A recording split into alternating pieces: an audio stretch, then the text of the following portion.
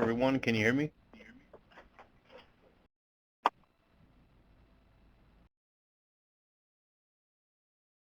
Hello out there in TV land? I can. Okay. I just want to make sure we get some feedback here. I am Teofilo Bruno, FSR out of Chicago in Burr Ridge office. I'll be doing the webinar today, the presentations. We're going to go over the agency incurred expenses, which is the bill back portion, and then we'll touch on VCSS, which is the vendor and customer self-service portion. The slides that are in the VCSS presentation are sort of cut and dry, but we'll go through some of the stuff in a small live demo at the end. Okay. So if you have any questions, you can ask. Just feel free to stop me and ask. If you have any questions and you're on the net here, then you can just ask them in the chat on the box in the very bottom there, and I'll try to respond to your questions as we go. Otherwise, just remember, please keep your phones on mute so there's no echo or feedback on the line. The line, last time I know we had a problem with bog down on the line, and it was only a capacity of about 30 people that could log in. We've taken care of that today by also having the audio go through your computer speakers. So if you turn your computer speakers up, then you should have the volume through the computer also. I see that Dawn says that she can hear through the speakers there, so we should be good on that. So we'll go ahead and move right along into the presentation for bill backs. Like I said, I am Teofilo or TJ, either's fine. If you prefer TJ because it's shorter, that's fine. I usually do too. I'm an FSR here in Chicago. I've been in this office, well, we actually moved offices, but I've been here in Chicago for the better part of 3 years, and still learning every day, so it's a process. If there's any questions or anything that I can't answer, I'll try to get you to the correct person or find the information for you. So without any further ado here, we'll move forward. The first screen that you see here is the cost account codes. These are the accounts that are actually affected when you have a bill back in the system. These are the things that you'll actually see coded on your VCSS bill, the actual statement. So when you have an item that's coded for, if you can see there on the left-hand side, the columns there, A1 through X1. If you have something that's coded for U3, which is card fraud, then you could look at the cost account that it'll be affected by. These ones here, it just says use only under the LPT direction. This is actually something that's going to be specific to any kind of fraud, misuse on the card. So if it's something that's suspected by the fraudulent usage department, they'll use this code to bill back anything that they believe is fraudulent use of the card. If you look at V3, like accident repairs, this could be your turn-in damage when you have a vehicle that's turned in. You look at the cost of code 161, the second from the left-hand side on the top there. If you go down to V3 in the 161 box, you see it says body glass repairs and code 160. That's going to be for your turn-in damage. If you have any vehicles that you've turned in recently to the auction house or the marshaling site that have damage on them and then get billed back when the vehicles are taken in, we usually give you a liability form that will mark any damage prior to billing it back. But if we find anything that wasn't on the liability form at a later date, usually it'll be billed back, and when you call in, we can discuss specific details or go over exactly why it wasn't billed or why it wasn't on the sheet and why it is getting billed back to you. So those are just the counter codes to get you familiar with and understand some of the coding that's on the bill, and we'll look at some of that in VCSS a little bit later. This is also, it could also go through, or this is also a Word document. I have it saved as a Word document, so if you need it separate, you'll get a copy of the presentation at the end of this, when we send out the emails at the end of the webinar.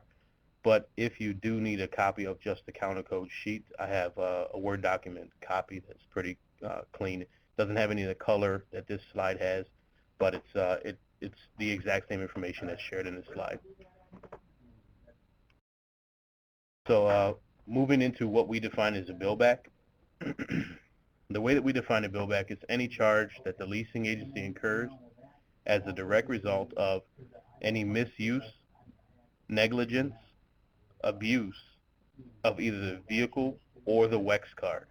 So if you're If you have a driver who pulls in frequently to gas stations and buys items on the WEX card that shouldn't be purchased outside of fuel, outside of windshield wiper fluid or wipers, if it's going to be like a box of cigarettes, or it'll be a Gatorade or a candy bar or something like that, we do bill that back because we do count misuse and negligence against the card also. Obviously for the vehicle, if someone's using the vehicle for off-road use that it's not designed for, you'll see that as either misuse or negligence or abuse of the vehicle. Any excessive wear of the vehicle. Excessive wear doesn't mean that you have a cap on how much you can drive. We were never going to police on how much you can actually drive the vehicle. We want you to be using these vehicles. That's the purpose that you're leasing them for. But excessive wear is going to be if you're driving on farm roads or roads where the vehicles can get nails or something inside the tire. If we see kind of like a repeat problem or an issue with the vehicle where the ball joints are always being worn out because you're hitting potholes or hitting a curb or running the vehicle up, through ditches or something like that, or if they're on farm roads and they keep getting the repeated punctures in the tire because of nails or something like that, or issues like that, being where the vehicles is uh, experiencing the same problems more than once, more than twice. That's more of what we're trying to protect against. Excessive wear doesn't mean that you can't drive the vehicle past a certain mileage. It doesn't mean anything like that. The repair or replacement of damaged or broken parts. This is anything that's either missing or is broken. Like if you have a tail light, the housing, the actual light itself, if it's broken as in busted out, or if it has a fracture crack all the way through the glass that sort of prohibits or doesn't let the light pass through it the way it's supposed to. If you have a headlight housing that's cracked or the lens is missing from it. This is not if you have like a bulb that's out or something like that, or if you have a third brake light out on the top in the center of a minivan. We're not going to be for stuff like that. This is actually if it's missing or if it's damaged, as in broken. The next one here, any non-warranty repair item of a warranty covered item. What we mean there is if the vehicles are still under warranty, we want to try to take them back to the dealer and have the manufacturer cover them under warranty, so that we can honor their agreements of warranty, and also it's going to save pennies as far as GSA doesn't have to pick up any of the charge for the repair if it's under warranty, and we won't have to forward any cost to you. You can save pennies for us. It's a little bit simpler because we don't have to go back and do the bill back, and then also we just want to make sure that we have good working relationship with the manufacturers that we're buying these vehicles from, and we want to make sure that they're standing up to the promise that they have for the vehicle warranty. With that said, we don't commonly purchase anything outside of, there's no service contracts, no extended warranties, but you can always check with us and see if your warranty's out, or you can check with the dealer, the manufacturer for the vehicle that you're driving. And we'll talk a little bit about that here in a second. Multiple charges for repeat items. This is going to be, like, let's say you have a vehicle that's got about 30,000 miles on it, and you've done a front brake job twice.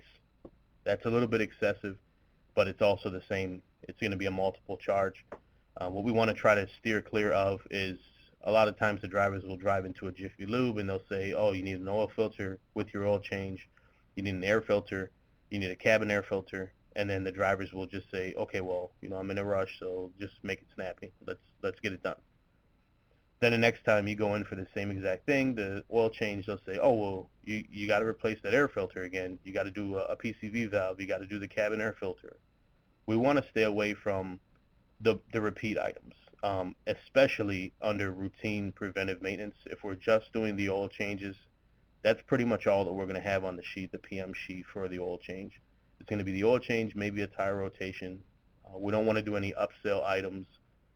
Anything that's, even if you take it back to a manufacturer and a dealer, the dealer may recommend services that we necessarily wouldn't purchase, but we just want to make sure that we steer clear of the multiple items, which is going to be tires being thrashed or beaten up pretty frequently, or a set of brakes that we repair, or replace every 15 to 30,000 miles, that's going to be the multiple charge stuff, and we're trying to steer clear of that.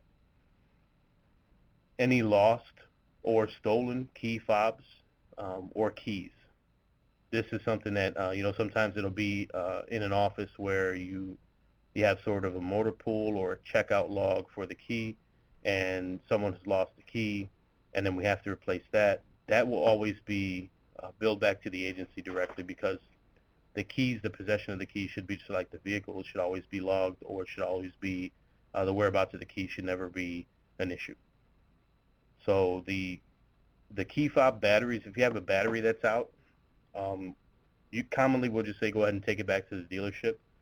We don't really want anyone replacing the batteries themselves, but if you take it back to the dealership, they should just charge you for the battery and not the installation.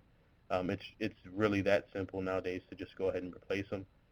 So for the batteries, we could probably work with you, but you're going to have to contact your FSR to see exactly how that's going to work. But for the actual fob, the remote itself, or the key, we're always going to bill that back. At the agency requested equipment, this is if you're going to install or remove any equipment that your agency already has in the vehicle. The old vehicle, like if it's a police radio or if it's a salt spreader or something like that. And this is also something you can request a bill back for, and we're going to talk about that here in a second. Any questions to this point? All right, we'll go ahead and move forward. We have two types of billbacks. They're commonly associated with how they're reviewed. The one is automatic. That's going to be reviewed by either the Accident Management Center, our AMC, or the Maintenance Control Center, which is the MCC. Those are the technicians that it doesn't pass through an FSR. The FSR commonly won't see these billbacks, but it will be billed automatically through either the Accident Management or Maintenance Control Centers. What the technician does is they will code it so that it's automatically billed, and this is going to be items like glass, any body repair or paint that you've had repaired, any accident damage, and then some of the upfit items that we have will actually be automatic. On the right side, you have the reviewed. Reviewed just means that the FSR, your actual FSR, will have laid eyes on the item, and they will decide whether or not to bill it back. They'll decide whether it's excessive or not, and then they'll decide to either have it billed back or not, or they can work with you on some of the pricing. So these are items like batteries, any rodent damage that's done to the vehicles, any of the rust or corrosion that happens. Some rust and corrosion may be covered under the manufacturer warranty, but that's normally where it's going to be defects, anything defective either in the paint or in the rust shielding on the vehicle. Low or high mileage tire or brake replacements, we talked about that, how they can become excessive. Like if you're doing a set of front brake pads 2 or 3 times within 35,000 miles, it can be excessive, and it does really rack up costs very quickly. Off-road use of a sedan or a minivan, these are commonly vehicles that are not associated with off-road use. They're not built for it. They will break down under excessive use if you're going to be on farm roads or back roads, stuff like that. So any of those items will be reviewed by an FSR and then billed back after the fact. And these are things that you can contact your FSR on. Even the automatic stuff for glass, accident damage, the body and paint repair, you can always contact your FSR because we can get details through our system. But as long as your FSR has reviewed them, the more common items, then you can always talk over details with your FSR about any item.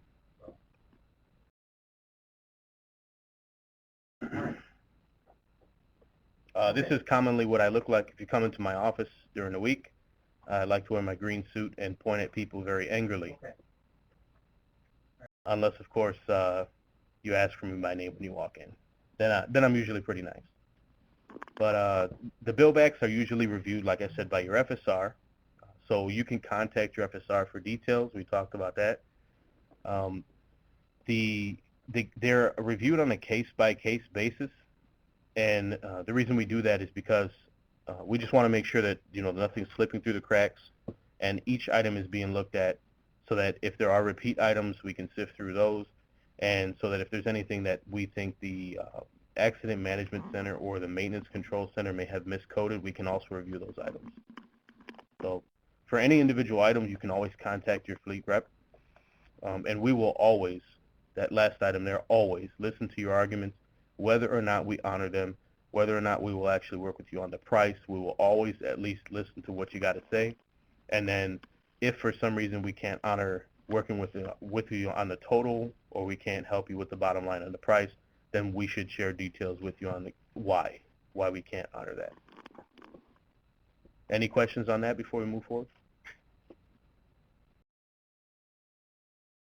All right. Moving right along. These are some of the items here. You can see this is the common AIE items. There's no specific order, and this is based on the fiscal year 2011 numbers. This is thanks to Mr. Niewiadomski here in our office. He ran some of these numbers here for me. These are items, as you can see, that will rack up charges fairly quickly. Now, in total on this slide, there's $958,000 plus worth of items on this vehicle that this is stuff that could have been billed back in total. If you look at the top right, or I'm sorry, the top left corner, right underneath where it says dollar amounts, you'll see the PM total. This is the total the GSA has absorbed for that fiscal year, for last fiscal year's totals. So we've taken on better than $100,000 worth of preventive maintenance items. This is all the stuff that we figure is fair wear and tear, and we would normally cover. So we would cover, better than $100,000 out of this 900 plus total.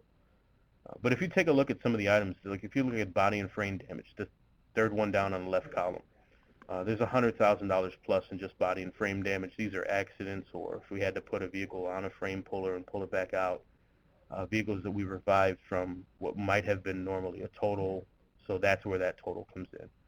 And right beneath that, you can see this is definitely our number one banger here. This is the one that we get the most, the brake issues. We have a lot of people that replace their brakes at very low mileages. It's common if we have like a patrol vehicle, something that's running 24/7, that we'll see maybe between 15 and 20,000 miles we'll replace the brakes on it. But that's because these vehicles are on virtually all the time. They're patrolling a small site, but they do drive a lot of miles, but we'll see them rack up the biggest brake charges. On the other hand of the spectrum, we have vehicles that just have these same items replaced very frequently. So as a driver, you just got to try to stay conscious about how you would want your own vehicle to be maintained. We're not trying to over-maintain the vehicles. We're just trying to maintain them so that we can keep them safe and keep them on the street for you. So $252,000 plus worth of brake-related bill-back charges. That doesn't mean all of that was billed. We would have worked with some of the total on that, but for the most part, that I'm sure most of that, I would say about 90 to 95% of that charge was actually billed back. So roughly about $250,000 in just brakes, brake-related items that were billed back. If you take a look in the right-hand column, the second one down is tires. That's our number two biggest charge. So you can see how some of these things can get out of hand fairly quickly. These are the two items that we do replace the most, and these are also the highest dollar amount. It usually seems to be the highest dollar amount items, with exception to like an HVAC system. You'd have your compressor, but you see the HVAC system stuff is very, it's not common that we replace a lot of those items within the life of the vehicle lease. So if you look at tires again, 150,000 plus. We just want to make sure that we're covering these items and we're hitting them so that the drivers understand, the vehicle contacts understand, fleet managers understand that we are trying to control costs by looking at some of these items, and we do look at the figures, and ultimately it's going to save your agency some of the bill back money. This is just what we could have billed back. Doesn't mean we bill back the whole portion of it, but you can see easily these charges could rack up, especially if we're looking at different items outside of this. These are just the most common, like I said, but there are some items outside of this that could easily rack up too, especially when you're talking about like the key fobs and batteries. You can see that those are, it's easily over any steering concerns or HVAC concerns, but we just want to make sure we're keeping these things sort of in line here. We want to make sure we're keeping an eye on them so that the price and the dollar amounts don't get out of range, and then we have to keep continuing to bill back the agencies. So we're trying to save some pennies here for GSA and for all the agencies. Any questions on this slide before I move forward?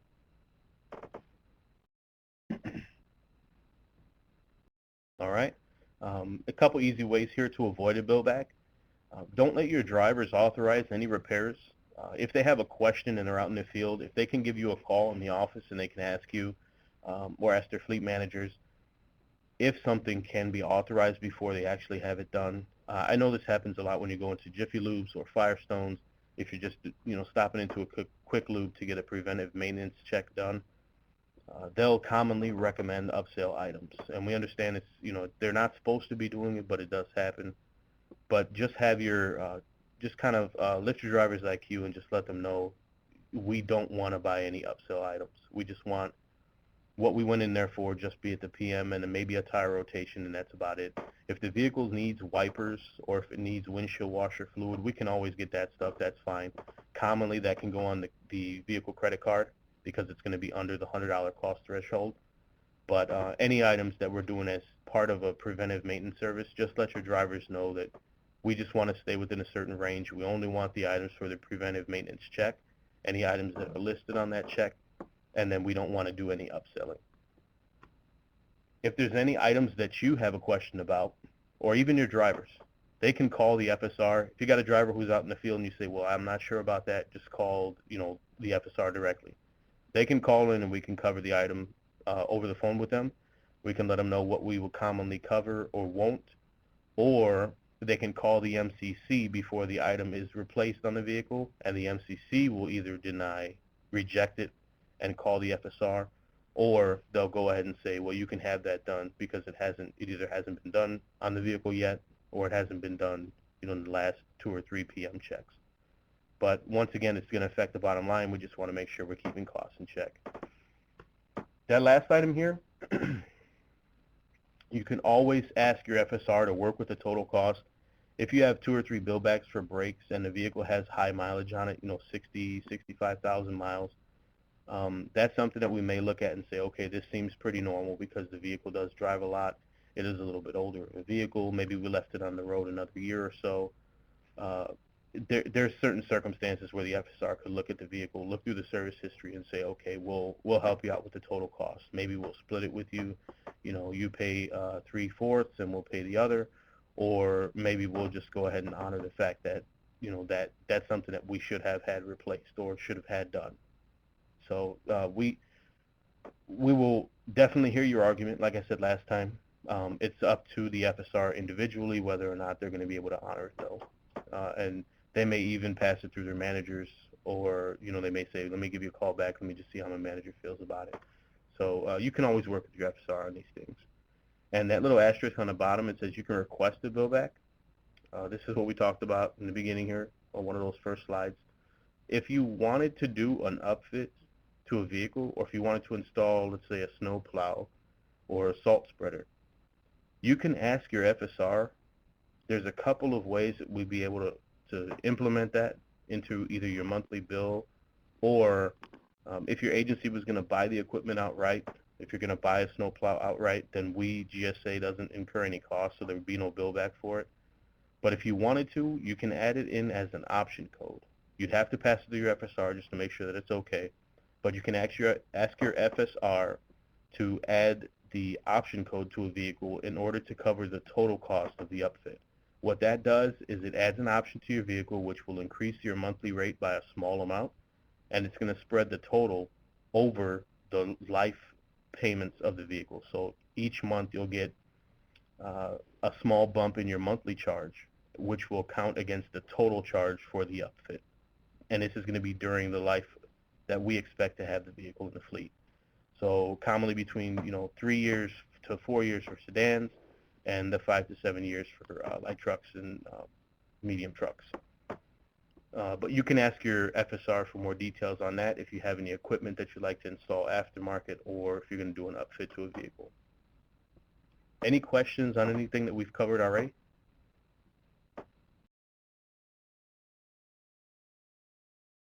All right. If you have any questions, just please feel free to ask. thanks again to Mr. Niewodowski for running those numbers for me. This is the end of the AIE portion. We'll move ahead into the VCSS portion unless there are questions.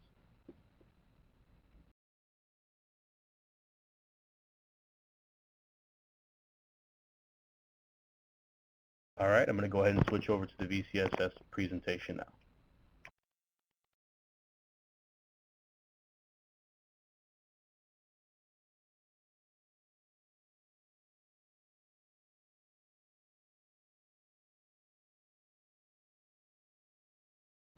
All right, switching gears here, we'll move into the vendor and customer self-service. Again, if you have any questions, just feel free to ask. Otherwise, please just remember to keep your phones on mute. All right, the first thing we come to in the presentation is the launch page. Through the launch page, that gives you some options.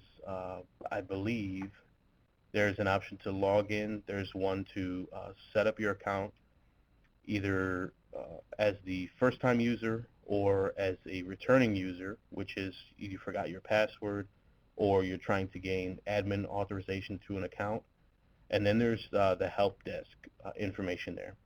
I believe it's all the way on the far right. There should be 4 blocks of information there when you enter in through the launch page. And just keep in mind, if you ever need to get a hold of anyone on the help desk, sometimes they'll respond back to you via email. So if you have a filter on your email, you might just want to check that and just check your spam box also.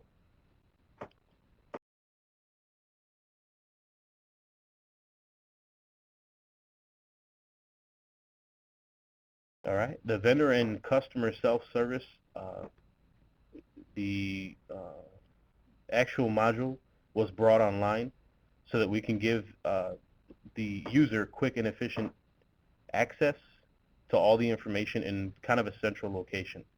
So there are some feeder systems and there's some ways that the information is brought into VCSS, but for the most part, this takes the place of the Webbill function that you had before.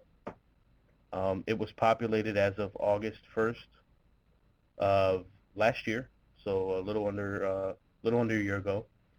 The information that was not shared in VCSS as of August 1st, some of the information may still be in Webbill. So if you still have a login for Webbill, you may be able to still go in Webbill and get anything that was pre-August 1st from last year.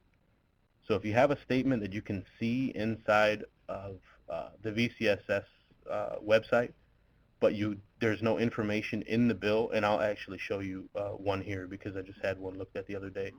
If it doesn't pull down a PDF when you try to view as PDF, or it doesn't download a file and there's no information inside the spreadsheet or in the file, what you can do is you can either contact your FSR and get a hold of who your finance contact is for your agency. You can go through the help desk and ask them if they can get information to populate the information that you need. Or you can try to go back through Webbill with your old login. It may still work. And you can see if anything that was pre-September or pre-August of last year is still populated, because you still may be able to pull some information from those bills. So just kind of keep that in the back of your mind as we move forward here, because there is some information that may show in VCSS, but it'll be partial or it'll be missing chunks of information that still didn't populate from Webbill. Keep in mind that there's 2 levels of registration for VCSS. Is there a question? 2 levels of registration for VCSS. One would be just your regular account. The other is going to be your admin access. So when a customer is registered for VCSS, it's referred to as an account, but the account is identified using your account code. This is the same number as your BOAC. It's going to be the same exact thing, just different terminology for the different systems. In our system, we refer to it as the BOAC or BOAC. In the vendor and customer self-service system, they refer to it as your account code. Also, your individual logger using, that's going to be known as your user ID. Through your user ID, you can be linked to more than one account, so you may have access to different accounts, but you will have to set them up individually, and we're going to talk about that in a second here. This is the functionality. It just shows a little bit about how VCSS gets its information and how it shares the information with the customer.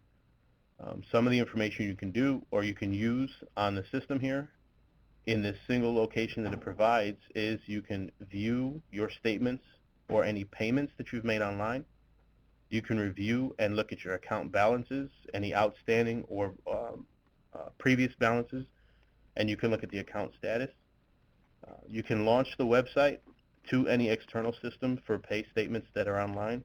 We'll talk about some of those external pay systems that are inside VCSS. We can provide electronic communication both to either GSA's finance or back to the customer. It works both ways. You can download any hard copy statements. You can either use them as PDF, download them as PDF files. You can download them as Excel spreadsheets. You can download them as a CSV format file where you can just populate the information into any other database. You can initiate in disputes for any non-IPAC statements, and you can export your information, like we said, to the Excel spreadsheet, or you can bring it to just a PDF snapshot.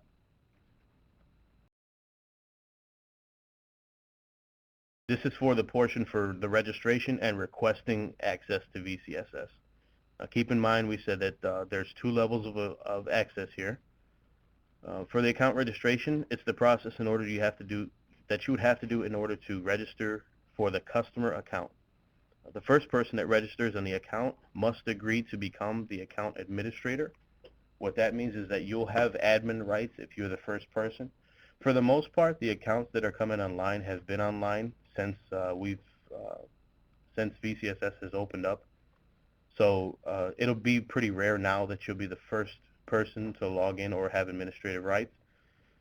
So you may want to more concentrate on the portion where we talk about how you can go back in and request admin rights for either multiple accounts, or you would have to go in through the help desk, I'm sorry about that, to request the admin information rights. And the way that they've responded in the past has commonly been through email, because what they'll do is they'll email you on your account. If the old system administrator or old administrative account is no longer available, they're going to ask you, who you are to the agency, if you are the person who's taking over for the old account administrator, and if you're going to be the new authorized account administrator. And if you are just getting rights to VCSS, then you're probably not going to be the account administrator. If you're the administrator, that means that you're probably someone who works with the bills on a regular basis, or is in finance for the external agency, or is someone who is in overall control of many accounts that are underneath that branch. So just kind of be cautious that when you log in, if it's asking you if you're going to be the administrator and you're not going to be, just remember that you don't select that option, because if the person who needs the admin rights doesn't log in first and doesn't have the admin rights, it's going to be very hard to try to transfer that information at a later date. So, and we have had some trouble with that in the past, because there are people who will be at a duty station for a short time, and then someone else will come in and relieve them, and they need the administrator access, and it is kind of hard to transfer between two individuals, especially when one is gone. So just kind of keep that in your mind. As the account administrator, you have responsibilities that include approving and disapproving all of the access for the VCSS accounts. So if someone else in your agency needs access and you're the administrator, you will commonly have to approve them having access before they can actually finish their registration process. So, and you can only register for each VCSS account one at a time. So what you'll have to do is you'll have to use your user ID to connect the VCSS accounts, and it'll ask you which accounts you need access to. Once you have them all registered, inside your information, when you have your drop-down boxes, you can actually drop down the different accounts, and it'll show all of your accounts inside the same drop-down. So instead of just having access to the one account, you'll have access to many of the accounts. Any questions on any of that?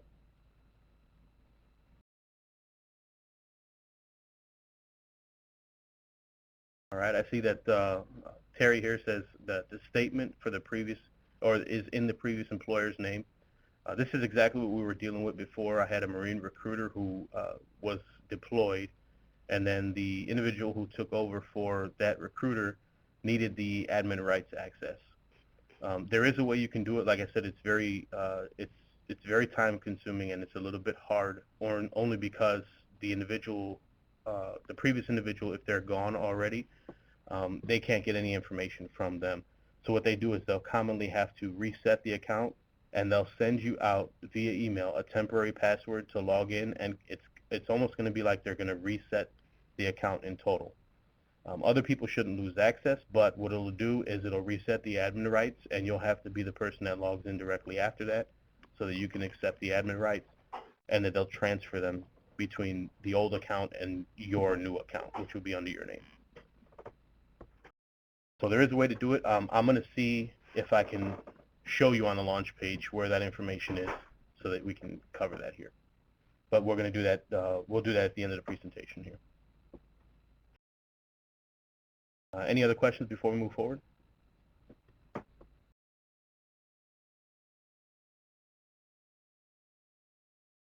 Moving right along here. Steve actually says it should be wise to have the person writing the checks for the bills have the admin rights. That is correct. Usually you want the person who's closest in finance to the accounts to have the admin rights, because they'll not only have to approve or disapprove any secondary accounts, but they're going to be the ones who will have authorizing authority over all of those accounts.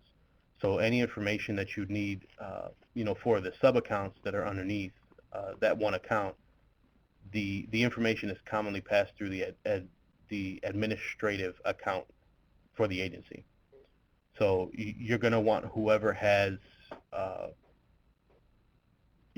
whoever is going to be able to write the checks or finalize any statements. You're going to want them to have the administrative accounts.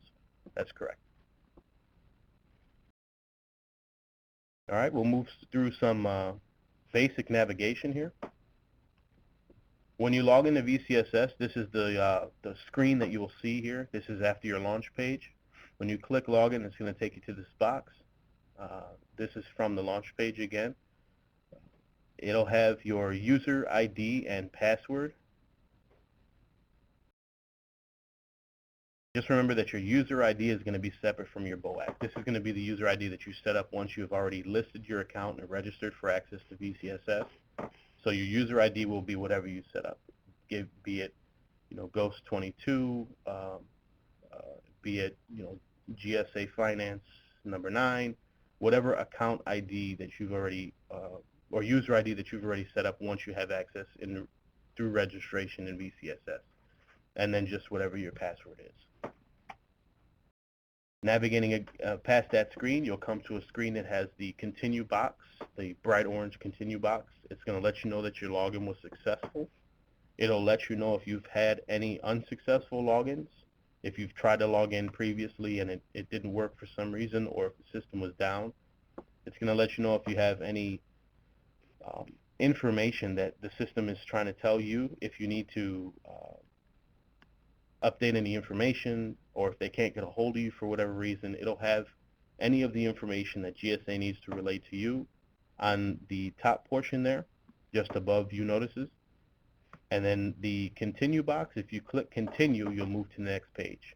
In the default area, it's just showing you for any account information that is associated with either your balance or any correspondence that you set. That's beneath the continue button where it says default there, that red box on the bottom. So once you're ready to move forward, you click continue. We'll come to your home page. Now just keep in mind that there's two portions in the home page that are pretty important. That's your link strip. Your link strip is skewed towards the right on the top portion. Directly beneath that, with the blue boxes with the little arrows pointing down to the right, that's your menu bar, and this is going to be how you're going to navigate through the system. This system also uses breadcrumb trails, so if at any point you're in the system and you need to go back, just avoid using the back button on your browser, because that will kick you out.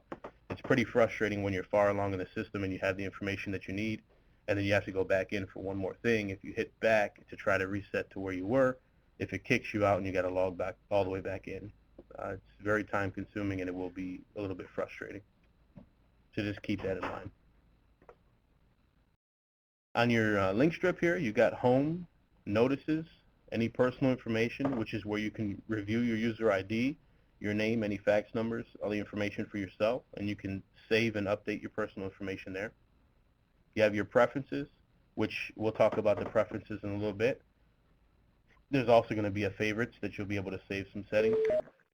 You have your sitemap. You have the help button, which will pop up a little FAQ box, and you can click on the question that you might have to take you to some of the common answers to the question.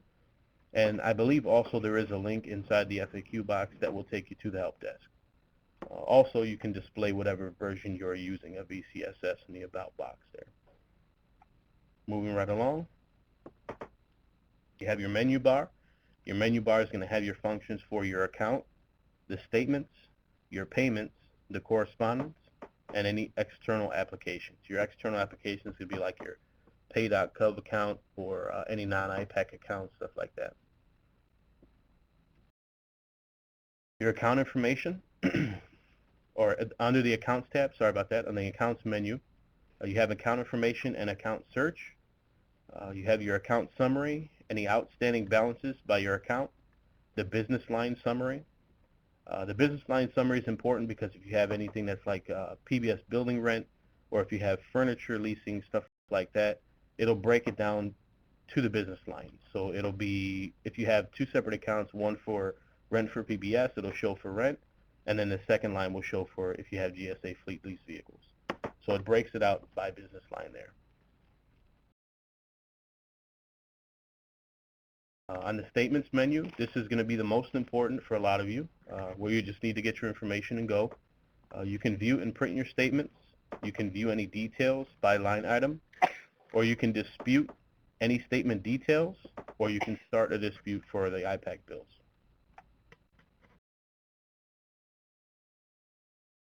In the payments menu, you can see any payments that you've made if you view customer payments, and then you can see any refunds that have come back either through credit or by way of GSA finance.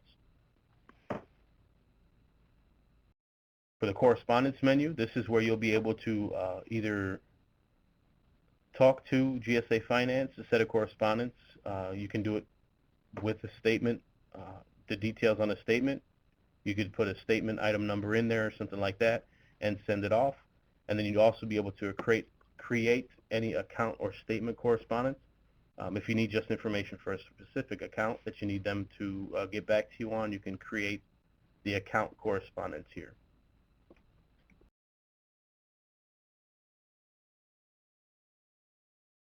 All right, your external menu. If you have access to any of these other external systems and you want some information from there, like I said, there's pay.gov, your IPAC, any row accounts. Webbill, I'm not sure if Webbill will directly link you through the login, because I'm not sure if the information from Webbill, the logins are tied together.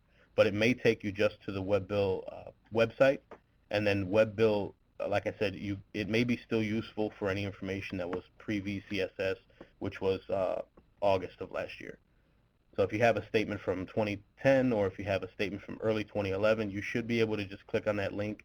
It'll take you to the Webbill website. You can enter with your the password that you already had set up for Webbill, and there still may be information that's populated in Webbill. I don't know, unfortunately, how long they're going to keep the information there, or if they're going to do a full service wipe and somehow migrate that information over to VCSS. I'm not sure if they plan on moving all of the information or if they're just going to leave Webbill up for an extended period of time so you can still check anything pre-VCSS. But if you need access to that information and you don't have it, I know you can contact your FSR. They can get you to the correct finance contact for your agency, and then that person straight from GSA Finance should be able to email you the statement that you need if the information is not there. All right, we're going to talk about some features. We have the bookmarking feature. This is where you can actually save the place in VCSS where you're at. So if you're already through your breadcrumb trail here, you're through VCSS and through accounts, you were looking at account summary, you can save your location where you're at, and this way you'll be able to just hot link straight back to it. It's similar to saving a favorite inside of Internet Explorer. Works very similar, and it's pretty convenient if you always use the same locations. You just save them as a favorite there or bookmark the feature, and then as soon as you come in, you can click on it, and it'll take you directly to where you need to go.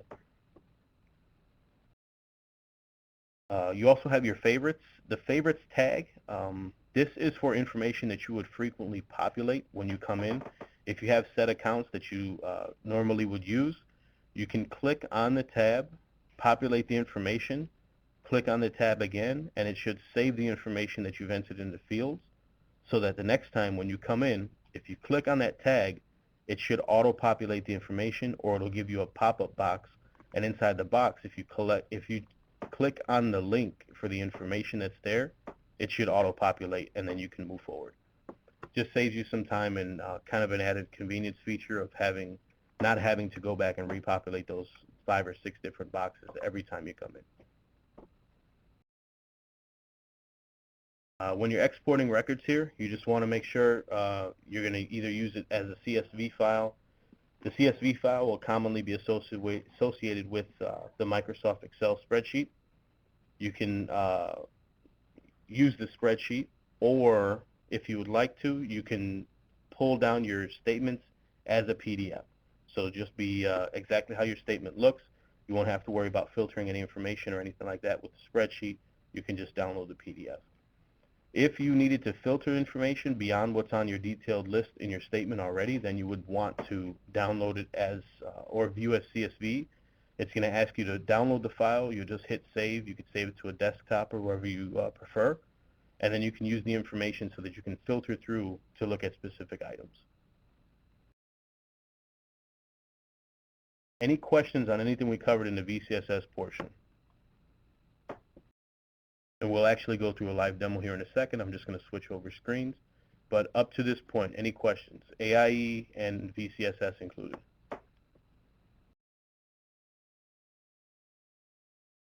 See someone's typing here. I'll give them a second to complete their question.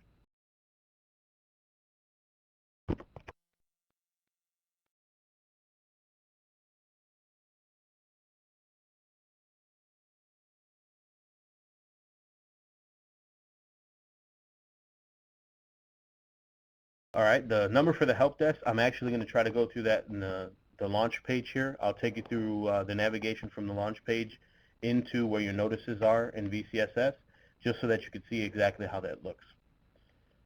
So what I'll do is I'm going to switch screens here for a second so we can shift gears a little bit, and I'll take you through the live portion on the VCSS login. All right, so give me about maybe a minute here, about 70 seconds it's probably going to take for me to switch over and bring up the VCSS launch page. All right, so give me 1 second here. I'll switch over.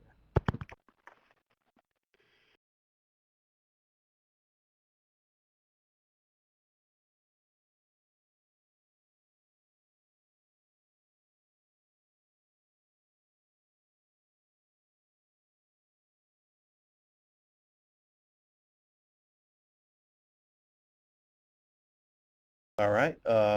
Just kind of keep in mind here, I'm going to keep my eyes on the chat button for any questions as we move forward.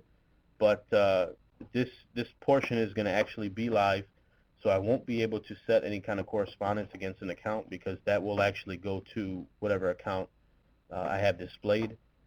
So since it's live, I don't want to send any correspondence and then someone gets an email saying, hey, you asked GSA a question and here's your answer. So I'm going to steer clear of any correspondence stuff, but what I'll try to do is I'll pull a bill. I'll show you what I ran into for the interaction between VCSS and Webbill a couple days ago with their Marine Recruiter account, and I'll try to show you some of the basic navigation steps here. It's going to be very quick. Just going to show you, relatively how to get in, view, or print your bill if you need it, and we can pull it down as a PDF, and I'll show you that it downloads there. All right?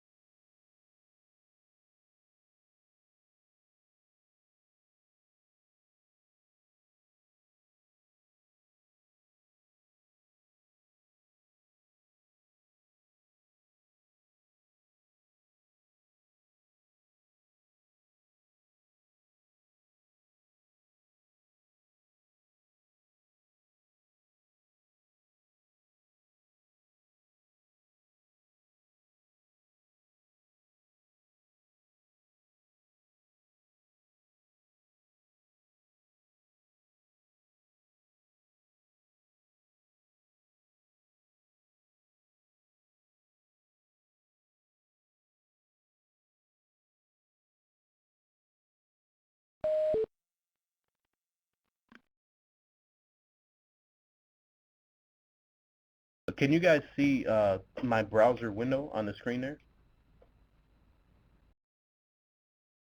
You should see the vendor and customer self-service login screen there.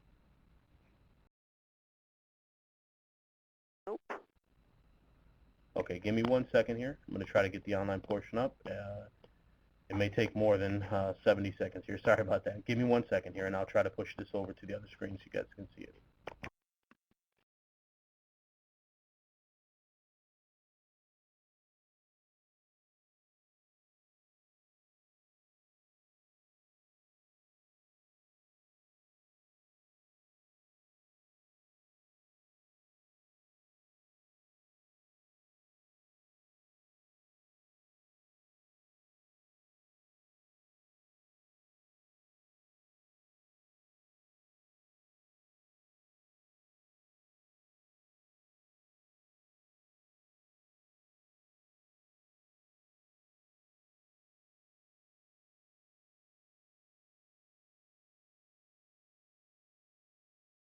All right, can you guys see it now?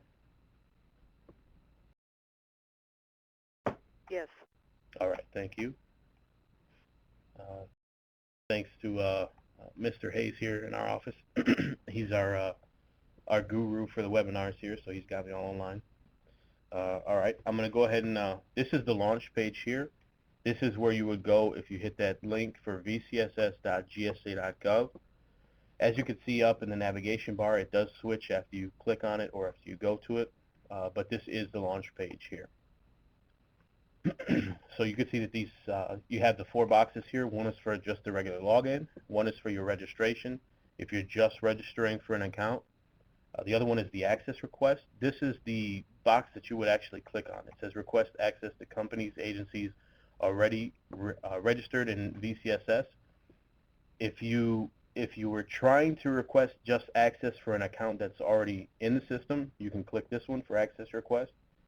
The manage account one on the far right here, this is what you would do if you're trying to gain administrative rights, or you can try to go through the help desk. If you click here where it says request changes to your account in VCSS, it's going to bring you to a screen where you can put in the account information that is already there. Any information you don't know, you could just leave blank, and it should ask you for an email. When it responds to you in your email, it's going to ask you who you are to the agency, if you're going to be taking the administrative rights, and then it's going to go through a prompt of sending you some forms via email. You'll fill out the forms and email them back. So it is a pretty slow process, but it will work. You just have to work with it. Make sure you fill out the forms to the best of your ability. And if the person who is the old administrator is no longer with your agency, just make sure that you note that somewhere on those forms. And they should be able to get you the correct access that you need for the system. Down here, let's see if we got the... Click Contact Us on the main page there. This is your help desk information. You can see where it says either vendors with invoice and payment problems, that's on the top. This is the customer portion here. So this is the information that you would need for the help desk. This is going to connect you directly to the finance individuals. For the fleet portion, it's the bottom portion here, but this is for the rent for PBS.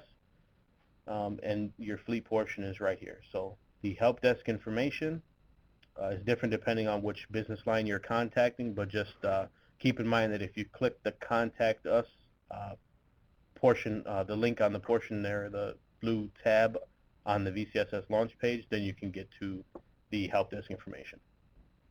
And here is just the general and system, any login or ID password issues or something like that you're having a problem with, you can just use the regular OCFO service desk helpline. All right, so if I click system login here, it takes a little while to populate, but it's because the feeder system runs a little bit slow. So you just got to bear with it here. I'm going to hit login again on this blue box here. Put in your information.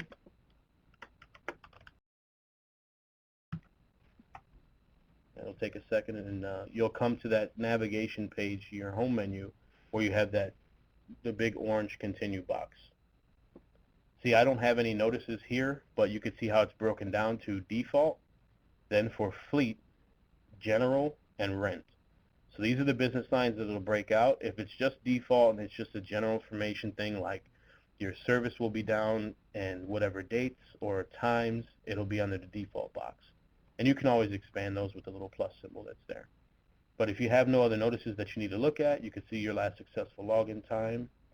Then you could just hit the click on menu, or click on continue, I'm sorry. It's going to take you to your basic, your home menu screen, and that's going to have the link strip on the top right, and then your menu bar directly beneath that. So we see we got home notices, personal information. If I wanted to change in my information, I would just click this link here.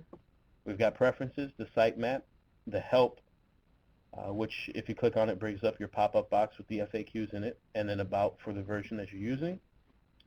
And then you have your menu strip here.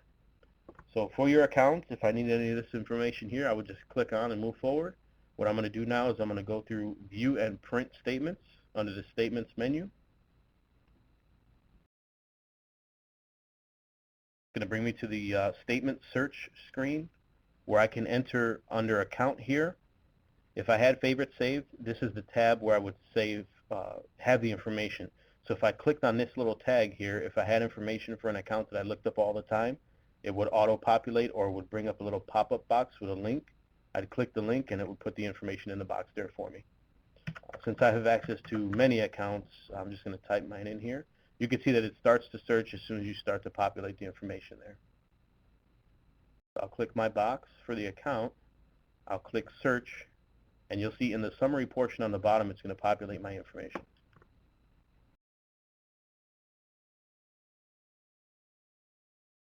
So now I have my information here in the gray box. So this is what I was talking about here. This very first statement is from 5/21/2010. This is obviously pre-VCSS information, and this is information that may still be in Webbill. You can see here this next one also, the next two actually, these are still pre-VCSS. So as of April and then July of last year, the information from July 21st should have been the last bill that wasn't populated in VCSS. Anything that next one bill, the next bill there up is August. That should have been the first bill that there was actually information in the system for VCSS. So if I take you to one of the pre-VCSS accounts and I try to pull down the PDF, if I click in the checkbox here next to the statement number that I want, and then I click View PDF, it's going to try to pull the information, but there's not going to be a file there in order for me to download. So it says no statement available. It's just letting me or making me aware of the fact that there's no information to pull on the PDF. And you can see if I try any other bill that is after, obviously there's information in VCSS here, it should give me a download and let me save it to my desktop or somewhere. You can see it's still working, and there's my download. So if it doesn't automatically pull out the download box, then I could just click on this link here, hit download file, and I would be able to put it on my desktop or wherever I would prefer to save the statement at.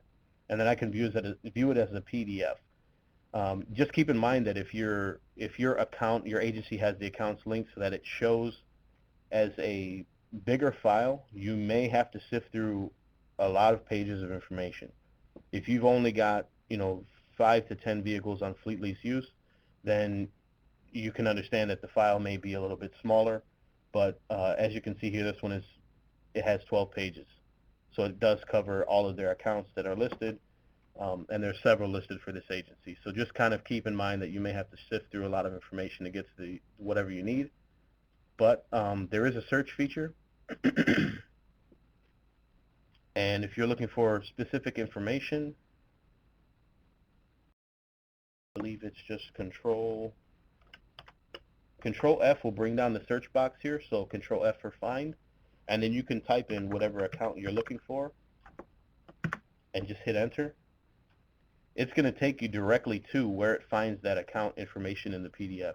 So that's just kind of a quick way to view exactly what you're looking for in your account. If you have, like you can see, this is on page 2 of 12. This could have been easily on page 6, 7, 8, 9, anywhere in the file. and I could have been sifting through quite a bit of information before I got to where I needed to be. So just that's a little quick feature you can look through the PDFs for when you're downloading a huge file there.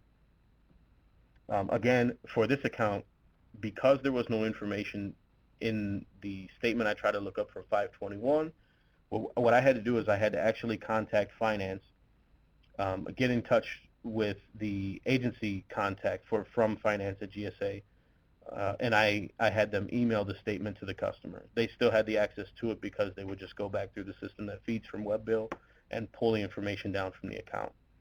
So if for some reason you don't have access to the information through VCSS, if it's pre-VCSS, just remember you may want to go through Webbill and try it that way.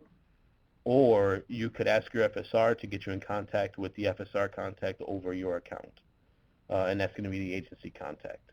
All right? So a couple different ways you can work around to get your information. And keep in mind, all that information is still accessible. It's just about how you get to it. So just try to keep in mind that if you need to use your FSR, you can do that. If you need to go through Webbill, you should be able to do that also. So if I had any payments or anything like that I wanted to take a look at, I would do that here in my payments drop-down menu. Any correspondence, like I said, I'm not going to start any correspondence here because it's going to try to link the correspondence to whatever account I'm looking at. And then any external. So Webbill, I'll click this just to make sure it does take us to Webbill. No, of course not. Okay, it does. There you go. Just make sure you click OK. It'll take you to Webbill, and then you should be able to log in with any information that you still have from Webbill. I believe also there is a link on Webbill for either help desk or if you've forgotten your login. I don't know if they'll reissue the login. I'm sorry about that. But in that case, if you have no password for Webbill, just get in touch with your FSR. And you can try to get the information from finance directly through your FSR. All right. Any questions on any of that stuff through the live demo? Pulling any of the old information from Webbill or any information that's not in VCSS? Any questions on anything at all that we've covered?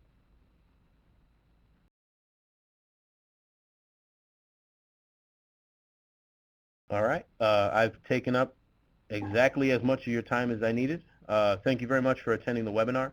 This is recorded, and we will be passing out the presentations. If you need them, you can just email Mr. Hayes, Robert Hayes, and he will pass out the presentations via email. So this way you have access to everything that we've covered here, and then we will also let you know how to get the recordings for any of the sessions that we have recorded. Thank you very much. I appreciate it, and thank you for your time. Have a good day. Thank you. You're welcome.